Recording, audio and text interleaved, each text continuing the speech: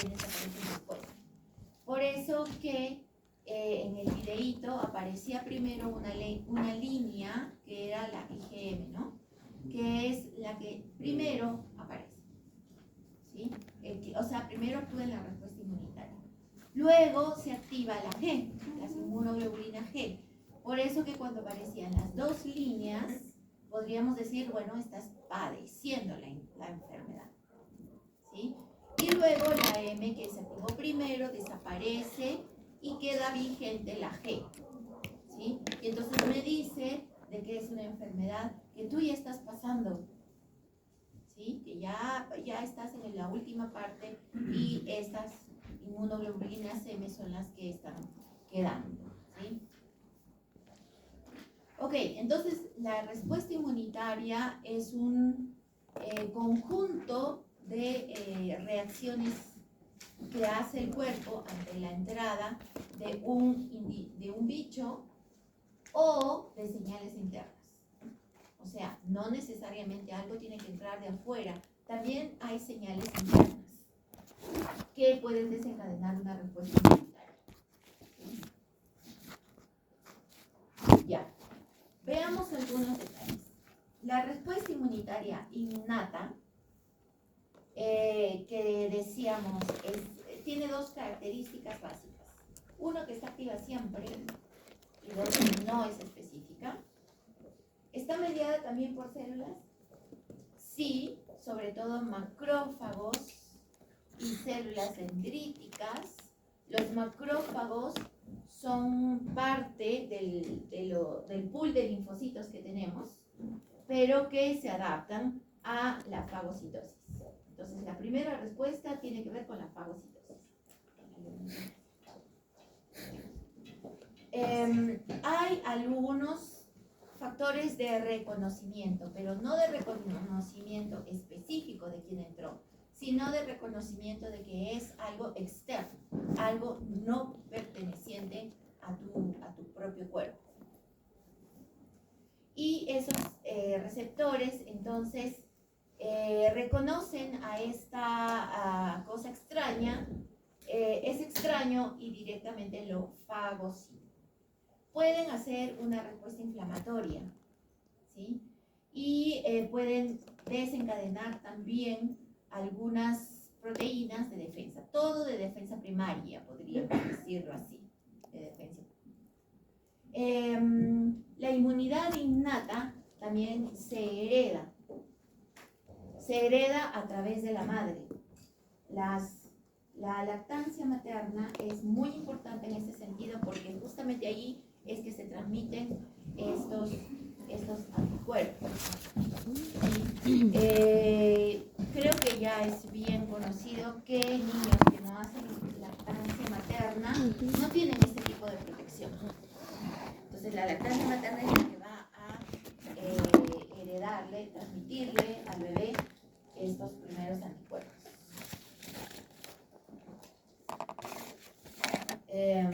Algo así.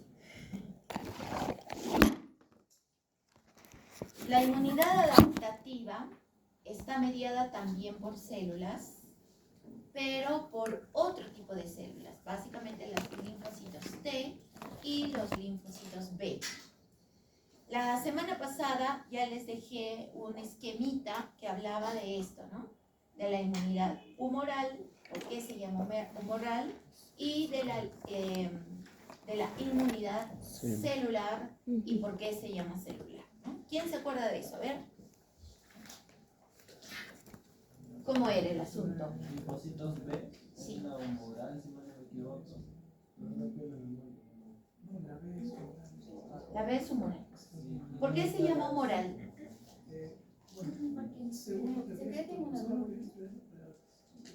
A ver, le dejamos terminar. Cuando eran agentes más grandes eran a nivel extracelular y no intracelular como lo es la otra celular. Claro, humoral quiere decir que digamos, los agentes invasores han llegado a los fluidos corporales, pero aún no han entrado a las células. Entonces, ya ahí empieza un sistema de reconocimiento y de respuesta inmunitaria mediada por los linfocitos B. ¿Sí? Los linfocitos B. Luego, cuando esos invasores entran ya a la célula, es un paso después, ¿no? Entonces se activan los linfocitos T, que son los que van a proteger cuando ya este invasor está dentro de las células, desencadenando una respuesta cada vez mayor, mediado por los linfocitos T, CD4 y CD8. Acá tenemos un videíto de qué son estos linfocitos. Ya, vamos a ver si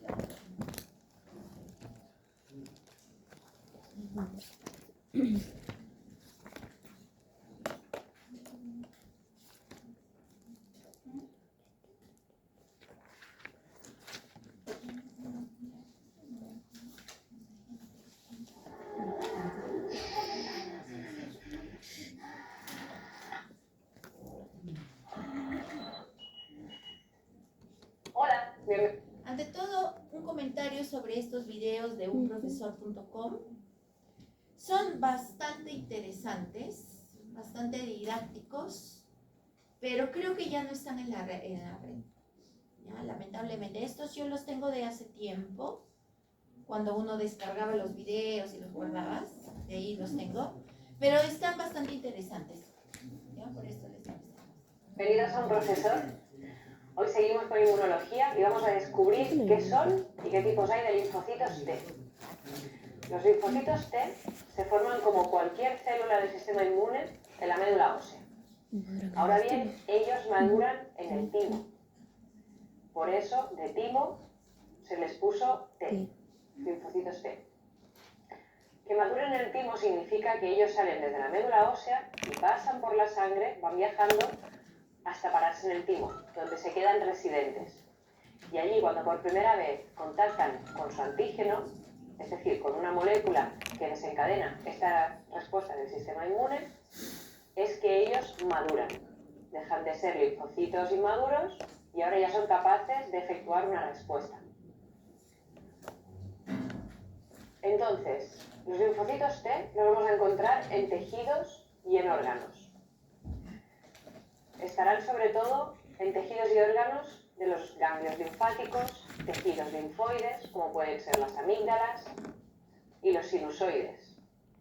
¿Sí? Cuando uno tiene un montón de mocos aquí, lo que está pasando es que los linfocitos T están haciendo su faena como tiene que ser. Mal que a uno le duela la cabeza y sienta que le va a explotar. Están haciendo su correcta función. Ahí es importante destacar que el sistema inmunitario, a diferencia de otros sistemas, como por ejemplo el digestivo, que hemos revisado bastante y que consta de órganos que están conectados, hacen la función, y así hay varios otros sistemas, ¿no? El circulatorio, etc. Pero este sistema no es tan común en ese sentido, ¿no? O sea, no son órganos conectados entre sí, sino son células, tejidos y órganos diseminados por el cuerpo y que colaboran con la función inmunitaria, pero que no están conectados entre sí. ¿Ya? Así que es una particularidad de este sistema. Ellos no hacen anticuerpos, pero son fundamentales para que los linfocitos B, que son los que los hacen, ocurren de esta manera. Ya veremos cómo en otro vídeo. Por ahora, solo decirte que ellos no los hacen, pero sí tienen receptores para el antígeno. ¿Sí? Esto quiere decir que ellos son capaces de reconocer partículas específicas de los enemigos. Cuando entra una célula, una bacteria o cuando entra un virus y me quieren infectar, son rotos, son degradados y esas proteínas o moléculas acaban siendo presentadas a los linfocitos para que los linfocitos digan, ¡hey! Hay que currar. Entonces, como tienen receptores para antígenos, ellos hacen una respuesta muy específica. Los linfocitos T no participan en una respuesta inespecífica. ¿Qué? También podríamos decir entonces que los que primero aparecen son los linfocitos B, ¿no? Son los primeros que, digamos, hacen un reconocimiento de quien entró. Sí, y los linfocitos B, ¿cómo informan? A ver, fuerte, dale.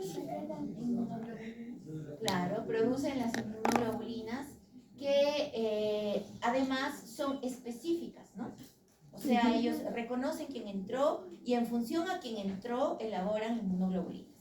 Y esas inmunoglobulinas son las que después se van a estos linfocitos T y con eso ellos se vuelven súper específicos. Es decir, ya están activados para esa cosa que entró específicamente. ¿Sí? ¿Qué tipos de linfocitos T hay? Los linfocitos T pueden ser los T helper o colaboradores en castellano, los T citotóxicos o los natural killer. Impresiona, ¿eh? Hay natural killer, sí. Pues los T helper tienen un tipo de proteína que se llama CD4. Es diferente de los citotóxicos o de los natural killer, es algo específico de ellos. Y cuando un linfocito T helper o colaborador se activa, lo que hace es inducir la proliferación de más como él.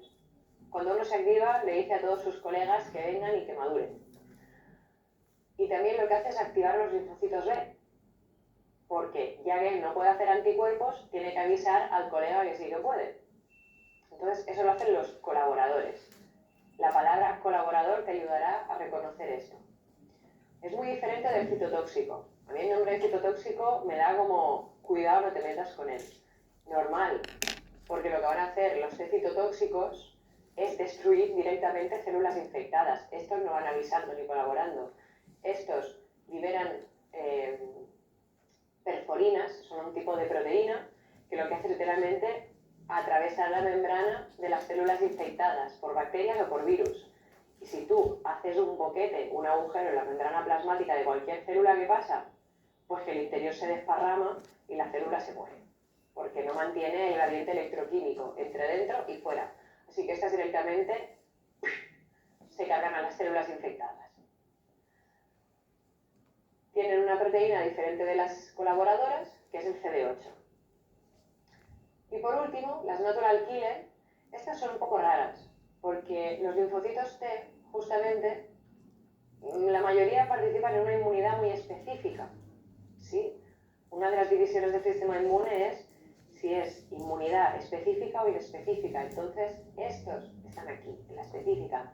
Pero hay los bichos raros, los natural killer, que como no tienen receptores para antígenos específicos, ellos van a producir apoptosis, que es lo mismo que decir suicidio de las células, pero así a lo general. Cuando detecten células infectadas, van a liberar unas citoquinas y van a producir que esas células detecten que es su momento de suicidarse. Digamos, no es tan violento como esto, que directamente es perforar membrana, pero indirectamente acaban provocando la muerte de células infectadas. Sino que de manera mucho menos específica. Pues eso es todo lo que vamos a ver por ahora. Te recomiendo que sigas viendo. Ya. Entonces, esa sería la función de los linfocitos T. ¿Sí? 3 tipos entonces. CD4, CD8 y los natural killer. ¿Cómo? Abajito del linfocito T helper, debajo del CD4, ¿qué dice? Proliferación y activación, que son las dos cosas que hacen estos linfocitos.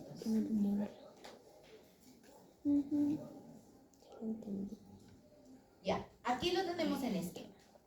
Ya, lo que acaba de decir, aquí lo tenemos en esquema. Entonces, los linfocitos T hacen, hay básicamente de dos tipos: CD4, CD8 y los natural killer, que están, digamos, dando vueltas por ahí para comer y acabar con quien célula esté infectada. ¿Sí? Ahora, ¿qué hacen los linfocitos B? Tal vez debimos poner este primero, ¿no? Pero en realidad ya lo vimos la vez pasada, ¿sí? Los linfocitos B son aquellos que sí van a ser los anticuerpos y que actúan primero en realidad, ¿sí? O sea, ellos empiezan a detectar quién entró y en función a quién entró producen los anticuerpos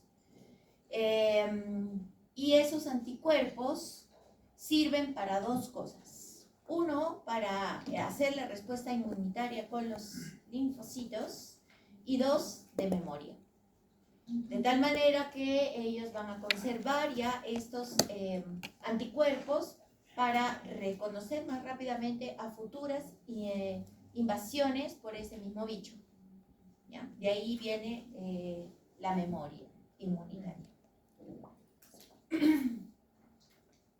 Y bueno, acá les dejo otro videito con respecto a inmunoglobulinas. ¿Qué tipos de inmunoglobulinas hay? Pero aquí lo tenemos resumido. Hay 5 inmunoglobulinas que están en lugares diferentes.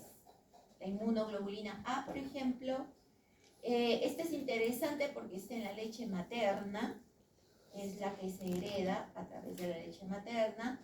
La D está en las células B. La E es interesante porque es la que se produce con las reacciones alérgicas, que ahora está tan de moda. Y la G y la M, que son las principales, y que ya expliqué que, bueno, que la M es la que aparece primero ante una invasión, luego le ayuda la G digamos, a potenciar esa respuesta inmunitaria y finalmente como un residuo de protección va quedando la G. Esto me parece que también es un videito que tal vez sí sería bueno verlo. ¿Sí? La estructura básica del anticuerpo o inmunoglobulina.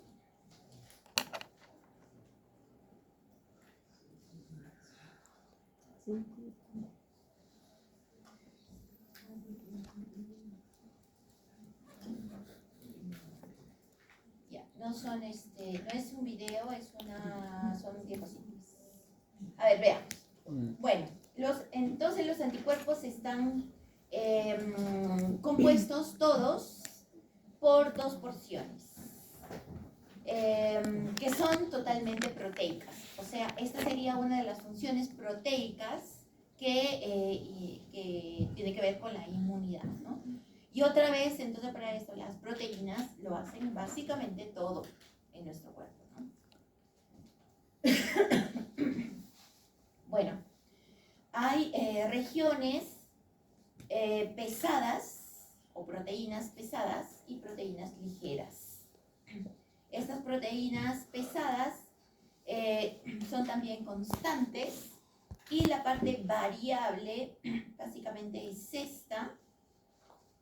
O sea, cuando esta proteína se especializa, vemos que es aquí la región donde cambia. La especialización tiene que ver con esta región. Y esto, a su vez, tiene que ver con mecanismos de reconocimiento a nivel de los genes, ¿no? O sea, lo que entra no solamente presenta sus proteínas, sino presenta sus genes. Y los genes, a su vez, inciden en nuestros genes que van a producir estas proteínas y ahí, digamos, esta parte variable sería la que va produciendo la especificación de reacción ante los bichos que están entrando.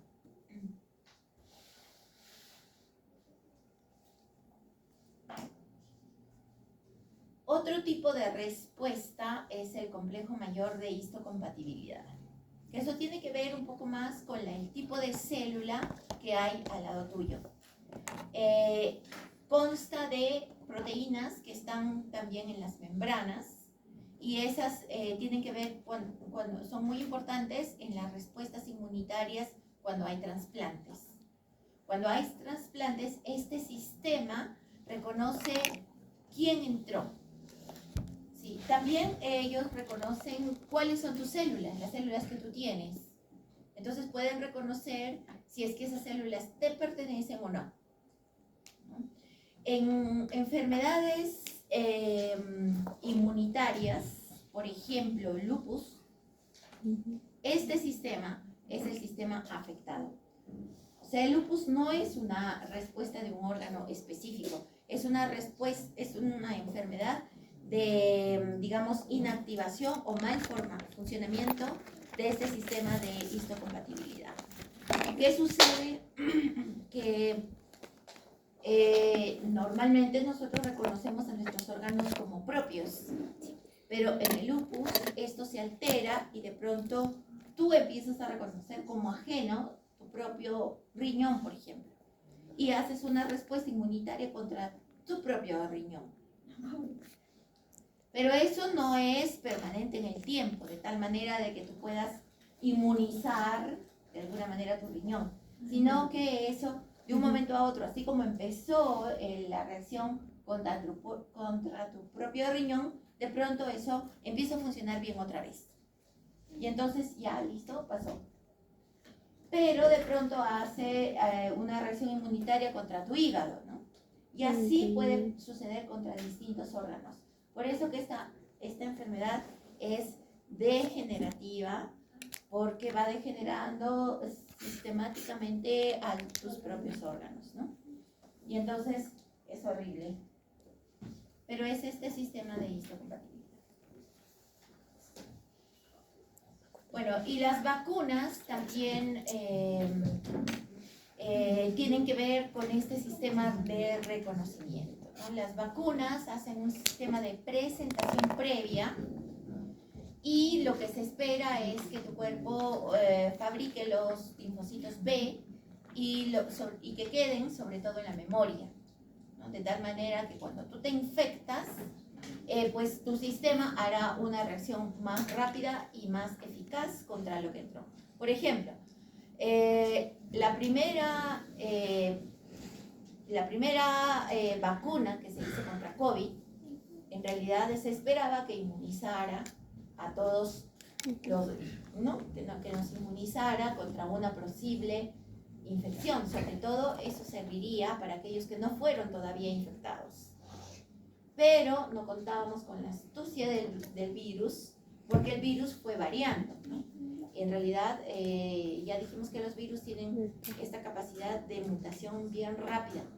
Entonces, por eso fue necesaria una segunda vacuna, por eso fue necesaria una tercera vacuna, y será necesaria varias vacunas más en cuanto sigan apareciendo cepas que superen nuestra respuesta y nuestra memoria.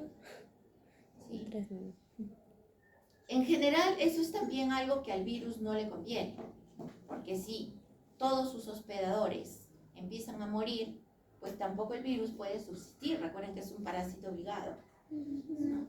Entonces, por eso podemos esperar que las cepas que vayan apareciendo, que en realidad hay muchas, ¿no? Hay más de 1000, ¿no? Pero de todas esas cepas, no todas son letales, sino que hay algunas cepas que son muy leves y que ya las vacunas que nosotros tenemos pues ya las detectan, nos protegen y listo, ya está, ¿sí? Pero en el tiempo podría ser que sale otra, que muta otra cepa que sí puede infectar otra vez. Muchos dicen, no, sí, en el futuro, en cualquier momento puede, otra vez podemos volver otra vez a las mascarillas y qué sé yo. Pero eso habría que ver, ¿no? Habría que ver cuál es nuestra propia respuesta de los que ya estamos inmunizados y ver si realmente esa cepa es, o sea, logra superar nuestra memoria o no. ¿Sí? Bueno, ese es el asunto con las vacunas. ¿Por qué se llaman vacunas las vacunas? ¿Alguien sabe? Por la vaca. Por la vaca, viene de la vaca. La primera vacuna que se consiguió fue por una vaca infectada de viruela que estuvo en contacto con un niño. las pústulas estuvieron en contacto con un niño y el niño pues no se infectó, ¿no? Entonces empezaron a vacunar a los niños, contra la viruela. Ya. Teóricamente, hasta ahí el sistema inmunitario. ¿Cómo? Y ahora lo último que tenemos que ver es este asunto de la tecnología, terapia génica, diagnóstico molecular y todo eso, que en realidad se trata, todo está resumido en la biotecnología. La biotecnología es una ciencia que mezcla la biología con la tecnología, ¿sí? Y que inició, en realidad, siempre centrado en el ser humano. O sea, el ser humano se podía beneficiar de esta unión, ¿no? Y así se empezaron a producir una serie de cosas, como por ejemplo, papas resistentes a la helada y a la altura, o choclitos que se podrían producir a nivel del mar, que es una especie que normalmente se produce en la altura, ¿no? Entonces el hombre se fue beneficiando de estas cosas y eso fue creciendo, y entonces se empezó a dividir en biotecnología por colores, ¿no?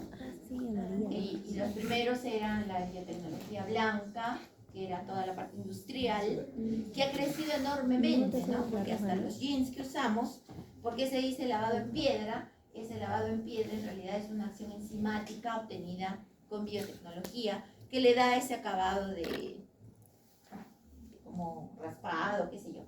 La curtiembre en cuero o la recuperación de ciertas especies en peligro de extinción o, por ejemplo, vitaminas o fármacos sintetizados con tecnología, con biotecnología.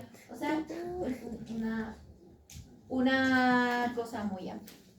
Después la biotecnología verde, que tenía que ver todo con el medio ambiente, la biotecnología azul, que tiene que ver con el mar, y la biotecnología roja, que tiene que ver con salud. ¿Sí? Esos fueron los colores primarios, digamos, los que primero aparecieron. Pero ahora hay montones, ¿no? Hay la biotecnología marrón, negra, dorada, gris, naranja, lila, 50 colores. Pero de ellas podríamos destacar, por ejemplo, la biotecnología negra, que es interesante porque justamente habla de todo lo que es guerras biológicas, ¿no? Y las armas biológicas, ¿sí? Que dicen que será el futuro de las guerras, ¿no? Es más, algunos dicen que el COVID fue parte de esta guerra. No sé si es así, sin embargo, sí debemos estar atentos, ¿no? Es terrible todo lo que puede pasar a partir de la biotecnología. Pero bueno, la biotecnología que a nosotros nos ocupa es la biotecnología roja, que tiene que ver con una serie de técnicas que se aplican para, uno, para investigación, dos, para mejorar la salud del hombre, que ese es el fin supremo de la biotecnología roja, y tres, para generar todos los productos necesarios para este fin. O sea, por ejemplo, la farmacología, a partir de ingeniería genética, una de las primeras cosas que se hizo es obtener la insulina humana a partir de una bacteria, ¿no? Actualmente el 95% de insulina en el mundo que utilizan los diabéticos insulinodependientes es obtenida de esta manera, ¿no? Un gen, se extrajo el gen de la insulina humana, se la puso a una E. coli y la E. coli produce insulina. Se purifica y listo, ¿no? Antes se utilizaba, por ejemplo, insulina purificada del cerdo, que es ligeramente compatible, pero tenía muchas reacciones adversas también. Ahora con la insulina así producida, pues ya no hay reacciones adversas. ¿Por qué no se produce insulina ilimitada entonces? Sí Pero, La insulina ¿por qué no transgénica, le regalan a las personas? ¿Por qué tienen que venderlo todavía? Es que si ¿a son quién va- le interesa hacer algo que sea gratis? ¿A quién le interesa? A ellos, Nadie a le ellos. interesa. Por A eso ellos no les se regala. interesa. Porque en realidad es bastante sencilla y barata de producir. Muy bien. En realidad podría regalarse. ¿No? Sí, En son sistemas bacterias, de salud más organizados, como sistemas europeos, por ejemplo, sí les dan. ¿No?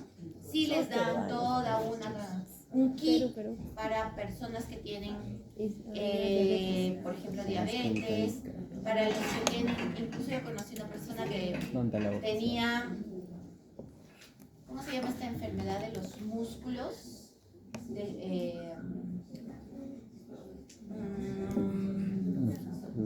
Musculitis. Es una enfermedad autoinmune también, pero que ataca a la degeneración de los músculos y que requiere que se inyecten sustancias para contener esa reacción inmunitaria, ¿no? Eso, por ejemplo, se lo daba la Seguridad Social, se lo daba. Y así hay varias cosas que sí, ¿no? Pero hay otras cosas que no. La industria farmacéutica, chicos, es de las industrias que más dinero mueven en el mundo. ¿Sí? Y muchas cosas tienen que ver con esa industria. Una de ellas, por ejemplo, son las vacunas del COVID. ¿Sí? La vacuna del COVID para mí fue necesaria la primera y punto. La segunda ya no. ¿Sí? No era necesaria más. Pero tenemos ahorita hasta la quinta y eso ya es todo para el enriquecimiento de los correspondientes. Otra cosa es las vacunas del sistema de vacunas de los niños. ¿Ya? Muchas de estas vacunas no son necesarias. ¿Ya? Y es más, hay actualmente una asociación nacional de padres con niños autistas que se volvieron autistas por las vacunas. ¿Por qué? Porque las vacunas estas, la triple, la quíntuple, son conservadas con metilmercurio. El mercurio es un contaminante que se aloja directamente en el sistema nervioso central, ¿no? Y eso ya está súper comprobado que es así. Ya no me va con él.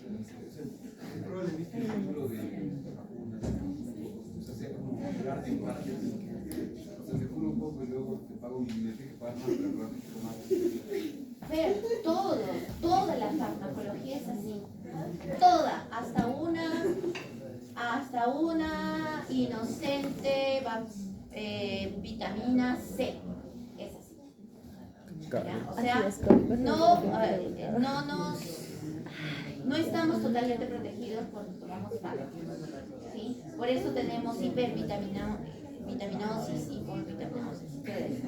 O sea, los fármacos no son siempre buenos. Lo que pasa es que si tú tienes una persona enferma, tú tienes que evaluar, ¿no? ¿Estará mejor con fármaco o sin fármaco? Esa es la evaluación consciente de una receta. Un amigo médico, del que creo que les hablo siempre, él tenía la fama, y algunos decían mala fama por eso, ya falleció, ¿no? Pero él tenía la fama de cuando te hacía una receta, te recetaba un montón de cosas. ¿No? Entonces muchos decían, no, que mira, ese doctor te receta un montón de cosas, que para qué, que no sé yo, que no sé cuánto. Entonces, una vez analizamos con él su receta. ¿Qué te daba? El fármaco, te daba protectores hepáticos, te daba vitaminas para que te protejan. O sea, por eso era completa su receta. ¿Sí? Pero la farmacia Bristol conserva sus recetas. Y ellos recetan en función a esas recetas. Todo es dinero, ¿no? Y eso yo lo sé, lo conozco bien. Ahora, de repente eso sería lo ideal, ¿no? Tomar un fármaco y después todo el contexto de la protección del cuerpo, porque el fármaco va a afectar a otras cosas también, ¿no? Pero eso ocurre en todos los fármacos en absoluto. ¿Sí? Ya. Entonces, La tecnología utiliza varias técnicas para estas cosas. Entonces, ¿qué es la tecnología del ADN recombinante? Esta tecnología se basa en lo siguiente. Tengo una cadena de ADN, de ella extraigo un gen. Ese gen lo inserto en una bacteria, o mejor dicho, en un plásmido de bacteria. Ustedes saben que las bacterias tienen su cromosoma y plásmidos, ¿no? ¿Qué son los plásmidos? Pues cadenitas chiquitas de ADN que la bacteria puede intercambiar con otras bacterias o que los puede tener en sí misma y los replica, ¿no? Bueno, entonces los plásmidos son muy fáciles de manejar. Puedes sacar plásmidos, le pones el gen al plásmido y se lo vuelves a insertar a la bacteria. Eso es relativamente fácil. Y ya tienes una bacteria con genes adicionales. Esto es exactamente lo que se hizo para la bacteria de la insulina, para obtener insulina, y es insulina humana, ¿no? Eso sería ADN recombinante. Ahí tienen un videíto, si no me equivoco, que habla de todo esto, un poco más completo, pero lo que a mí me interesa es que entiendan el principio de la técnica, ¿ya? Esto es PCR, que básicamente es una técnica para clonación. Esa es una consecuencia de la técnica, ¿sí? El principio básico de la técnica es clonación de ácidos nucleicos. Con clonación o ampliación. ¿Qué significa ampliación? Clonar. ¿Y qué significa clonar? Fabricar copias, ¿sí? Copiar. Entonces, ¿qué hace esta técnica? Lo que hace es que a partir de una cadena de ADN o ARN, la abre y a partir de ella puede sintetizar muchas más, de tal manera de que en cada vuelta, en cada ciclo de PCR, tú tienes copias. Y esto puede suceder muchas veces, así que puedes hacer miles y miles de copias de una misma cadena. ¿Cómo se utiliza esto? Por ejemplo, en COVID o HIV. Yo tomo una muestra de una persona y saco el ADN, lo fragmento y copio, ¿no? Y como esto me amplifica, o sea, copia muchas veces, si yo tengo la infección por COVID, que de repente puede haber sido reciente, que justamente para eso se utiliza esta técnica es eficaz en reconocimiento temprano. ¿Por qué? Porque aunque yo tenga poquitito, recién infectado, lo amplifico y se nota. ¿Sí? Se nota. Entonces, si yo, por ejemplo, me infecté hoy día y me hago mi PCR, va a salir que yo ya tengo la cadena del virus infectada. Ojo, no me dice si recién me infecté, si tengo ya inmunoglobulina M, G o ambas, no me dice esa información, ¿sí? Solamente me dice si tienes. Y punto. ¿Sí? Sí tienes. Pero por eso es válida, ¿no? Porque detecta tempranamente. Aquí tienen también otro video de cómo actúa la prueba en sí, la pueden ver. Y esto es un poco una consecuencia de PCR, que es la secuenciación. O sea, la amplificación de cadenas, tener muchas cadenas, me permite secuenciar. O sea, yo puedo hacer esto que se llama marcado, no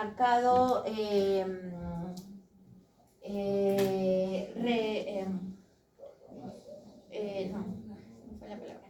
Marcado fosforescente con isótopos fosforescentes de cada una de las bases, ¿no? Por ejemplo,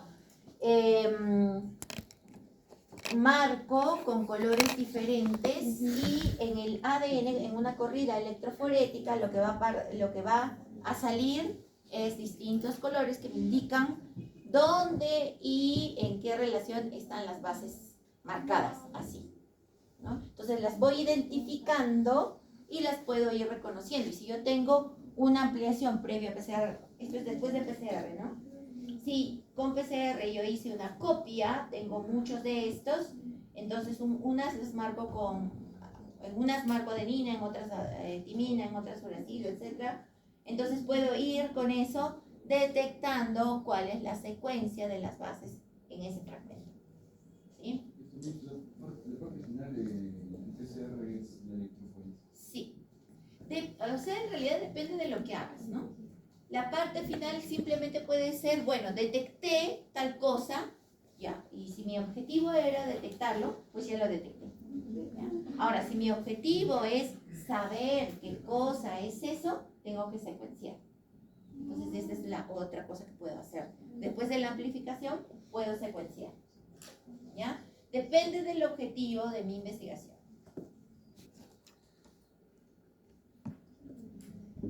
Y una consecuencia también de ampliación y secuenciación es las genotecas, ¿no? ¿Qué cosa es una genoteca? Pues es un conjunto de genes que yo puedo ir acumulando en bacterias, ¿no? O sea, aislé el gen, lo puse en los plásmidos y esos plásmidos a su vez los pongo en bacterias. Eso ya me constituye un banco de genes, una reserva genética. Muchos investigadores, sobre todo de Europa y de países que no tienen la diversidad que nosotros tenemos, recomiendan que las universidades peruanas o latinoamericanas hagan genotecas. Y en realidad yo sé que en la universidad, la UNA, la agraria en Lima, está haciendo una genoteca de las variedades de papa, por ejemplo. Porque nosotros tenemos más de 3.000 variedades de papa. ¿Sí? Cuando fui a la Argentina, recién llegadita para estudiar allí, yo papera, pues, ¿no? Fui a comprar papa. Acá tú vas al mercado y hay un montón de papas, ¿no? Allá llegas y hay 2 tipos de papa. Ok, la papa blanca y la papa negra. La papa blanca es la misma papa negra lavada. La papa negra es con tierra. Habla bien. ¿En serio? Más, ¿no? Y dice, La María, la rica. la María, acá hay de todos los colores. La María, acá hay No rojo, tienen blanco, idea negro. de todos los colores. Peruanita, ¿eh? La diferencia es que lo lava una tenida. La diferencia es que uno te lo lava y... Sí. Lo mismo que el choclo, ¿no? Yo les decía, ay, ellos tienen el choclo ese americano con los granitos amarillos chiquititos. Y yo decía, ay, qué feo, ese choclo es para los pollos. Yo quiero mi choclazo. ¿Qué choclazo? ¿Qué mentirosa? ¿Qué choclazo? ¿Cómo es? Sí, en Perú hay choclos grandes, con granos grandes así. No, eso no existe, no me creía. Mi canchita. Y bueno, así es la vida, ¿no? No, el chocolate. Bueno, pero entonces, ante la diversidad de nosotros, nuestra, en realidad valdría la pena hacer genotecas para conservar para el futuro, ¿no? Porque, por ejemplo, viene un cambio climático, no podemos producir por un tiempo tal cosa, se pierde, ¿no? Se extingue. Entonces, sería interesante conservar algunas cosas. Y eso son las genotecas. Terapia génica. Ya, la terapia génica, que ya se hace para varias cosas, consiste básicamente en lo siguiente. Supongamos que tengo una persona, esto ya se hace, ¿ah? Supongamos que tengo una persona que tiene arteriosclerosis, ¿no? Las arterias del corazón están taponadas, qué sé yo. Bueno, saco muestra de sangre o muestra de tejido también puede ser, extraigo genes y corrijo genes. O sea, le pongo genes que codifiquen arterias sanas. ¿Sí? Se cultiva esta muestra de sangre o muestra de tejido y se le vuelve a insertar a ese paciente. Ese paciente tiene nueva información que va a sintetizar arterias sanas. ¿Sí? Esto se llama terapia génica y ya se hace con varias cosas. Ya, aquí tienen un videito A más ver, de terapia A ver, génica. clic. Y los transgénicos, Alimento. que es todo un mundo que tiene dividido en dos al mundo entero. ¿Sí? No sabían los trans. Sí, ponen, sacan genes. Y hay dos posiciones bien marcadas en el mundo. Los protransgénicos, que son todo Norteamérica, y los antitransgénicos, que es toda Europa. Y cada uno tiene sus posturas bien fundamentadas. A ver, ¿Sí? una.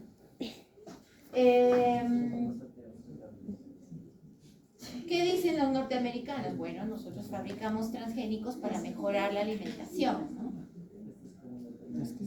Y producen hace años, ya por lo menos 40 años, están produciendo transgénicos. Pero. Sí, Fer.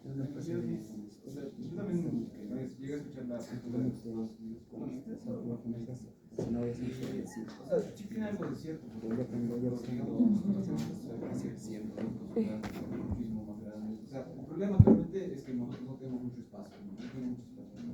Por ejemplo, con las vacas ya constituyen una gran, o sea, empezar a comer carne me parece que es muy costoso. Y a veces pues uno se puede pensar para tener, pues solo hacer crecer un cultivo y que también salgan choquitos así, ¿no?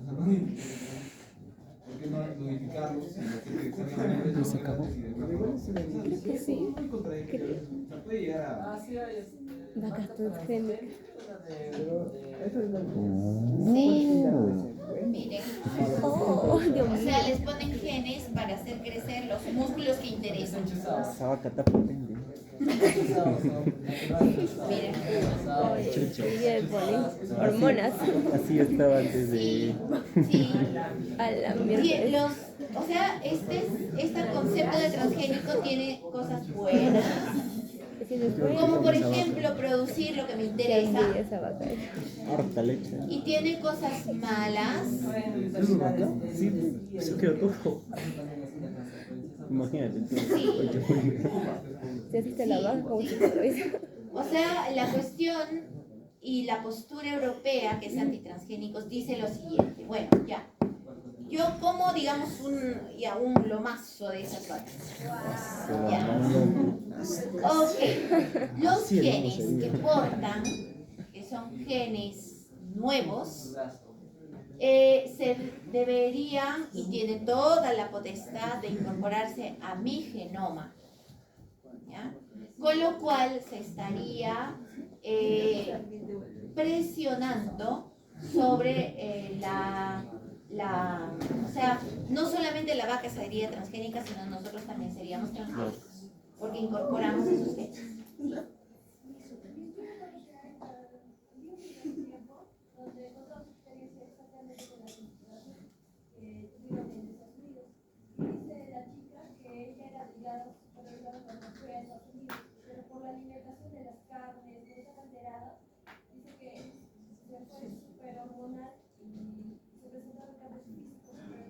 Ahora está gorda. Sí. O sea, ¿cuál es la consecuencia de 40 años de transgénicos? Tienen el 95% de su población alérgica a algo. Tienen 65% de su población obesa. Ay, Dios mío. Esa. Y obesa es obesa, ¿ah? No gordito, no con rollito que nosotros nos quejamos. Obesos son 250, 300 kilos, pero jóvenes de 25 años. O sea, eso ya es, y eso es lo que dicen, eso es lo que se ve, ¿no? Eso ya no es una evolución hacia algo productivo, eso es una degeneración de la raza, porque las personas que son obesas también se vuelven estériles. ¿Sí? Oh my God. Y biológicamente, algo bueno es algo que debe aumentar su reproductividad y algo malo es algo que la disminuye, ¿no? Entonces, sí, la gran pregunta es, con los transgénicos, ¿nosotros estamos mejorando en algo o estamos degenerando? La calidad de vida. No solo la calidad de vida, sino también el propio organismo, ¿no? Tenemos de los animales. Y también el de las otras especies, exactamente, también el de las otras especies, porque todo es un continuo ecológico, ¿no? Ecológicamente hablando. Así que bueno, la discusión está todavía súper candente. No hay conclusiones, porque como esto es tan reciente, y esto se va a ver en el tiempo, ¿no? Pero lo principal ahorita es lo que está pasando en Estados Unidos, en el norte. Esas son las primeras consecuencias que tenemos. Y hay que observar. ¿Quién no Hay que comió ese observar. plátano? Medio raro eso. Yo como. Ese comido. Ok, ¿más preguntas? ¿Cuál es el sentido de la vida? ¿Qué es la felicidad? Por Dios. Y ya. Bueno, esos son transgénicos. Rato. Y por último, de todo esto, de lo que en realidad conocemos poco, están naciendo nuevas ciencias, como la genómica, que fue la primera. La genómica quiere explicar todos estos cambios genómicos que están ocurriendo. Y luego la proteómica, ¿no? O sea, la genómica estudia todo genes y la proteómica estudia los productos, ¿no? Que son las proteínas. Entonces, son dos nuevas ciencias que ahora también se incorporan a la malla curricular, ¿no? Porque ahora ya van a tener genética y genómica. A la... En la nueva malla. Pero sí vamos a llevar eso. Ah, no. Vamos a llevar que te jales 2 veces. Biología ahí se puede celular y llevar. molecular se ha transformado en eso, ¿no? Aprueben. Se casa. Oye, bueno, dice. No, hay biología Está celular mucho mejor que tenemos. y biología, y hay bioquímica y biología Está mucho molecular. O mejor, sea, la pero tienes molecular que se la llevarte pasaron a 2 veces bioquímica. para que te hiciera esa nueva malla. Aprender por mi cuenta. Todo cambia, chicos, al final, Pero y me también está los genes diciendo que cambian. es Así un que baile de ante que- todos estos cambios, la única respuesta es adaptación. Igual que Ok, eso fue todo, chicos. Entonces, con eso termina la cita. Terminó el curso y ya Miss, ¿cuándo compartir? el paletón. Miss, deberíamos de organizarnos, hacer un compartir, Miss. Miss, Sí, pero A ti te va a tocar, ¿no? A ti no, ya. ¿Qué pasa ahorita?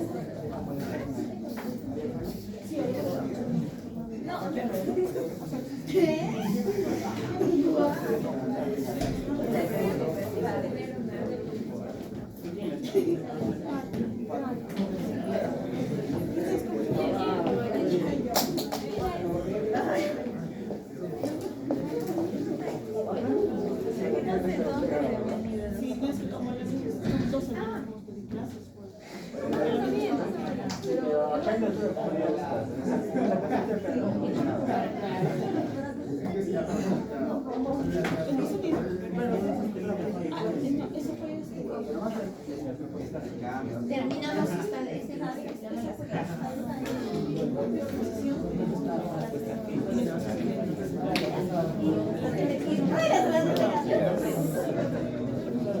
No me digas que hasta el lunes. Me suicido.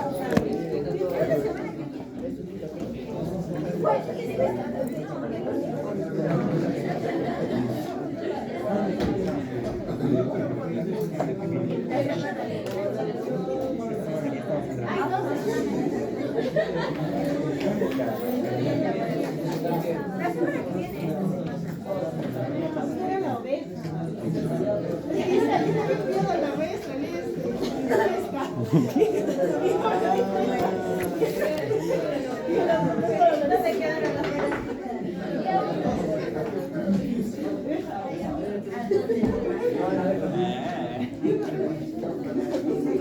no soy la Dora, no soy triste.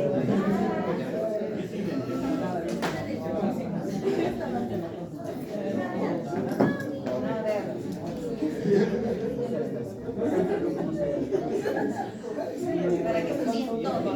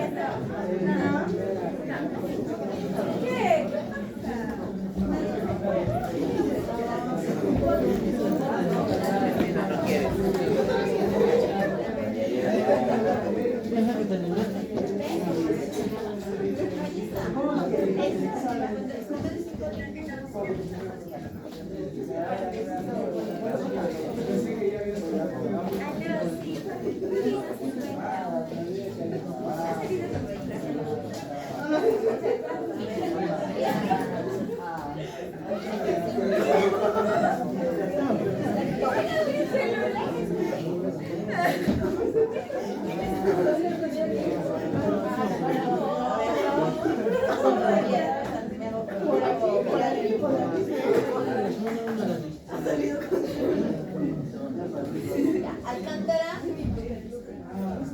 Almonacid, Aponte,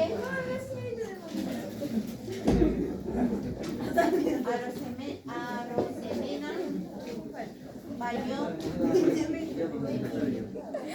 Bautista,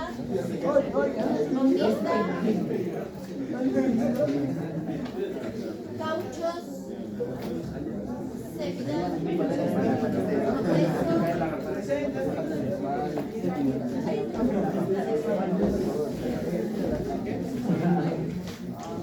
la próxima Coteso, con el siguiente que es de cuartito.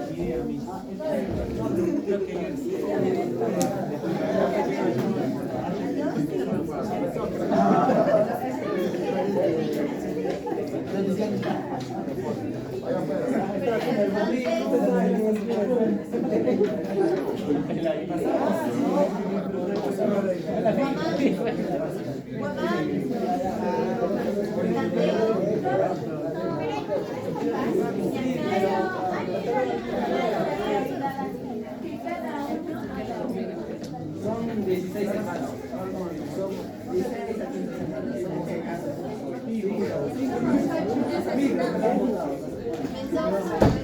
Mendoza, Mercado,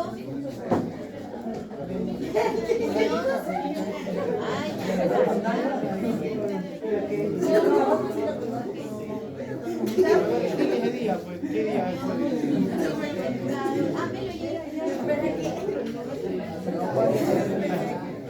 Orihuela, Ponce, Ramos, Mexicali, 2 semanas.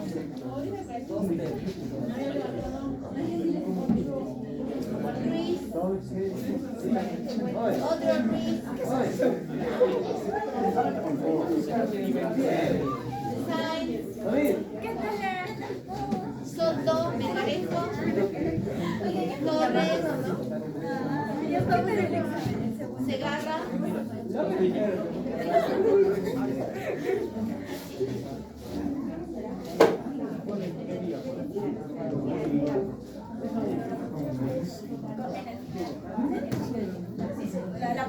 Si no te va a ganar los mayas. por ejemplo,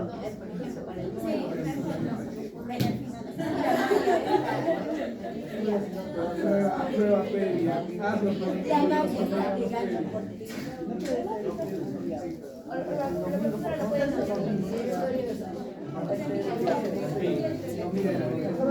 Es que en fin de ciclo de gente cambia.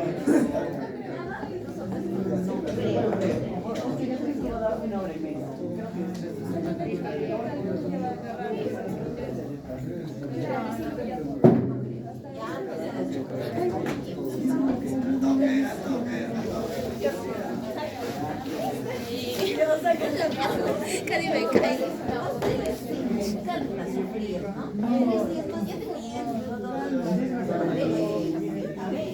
De una vez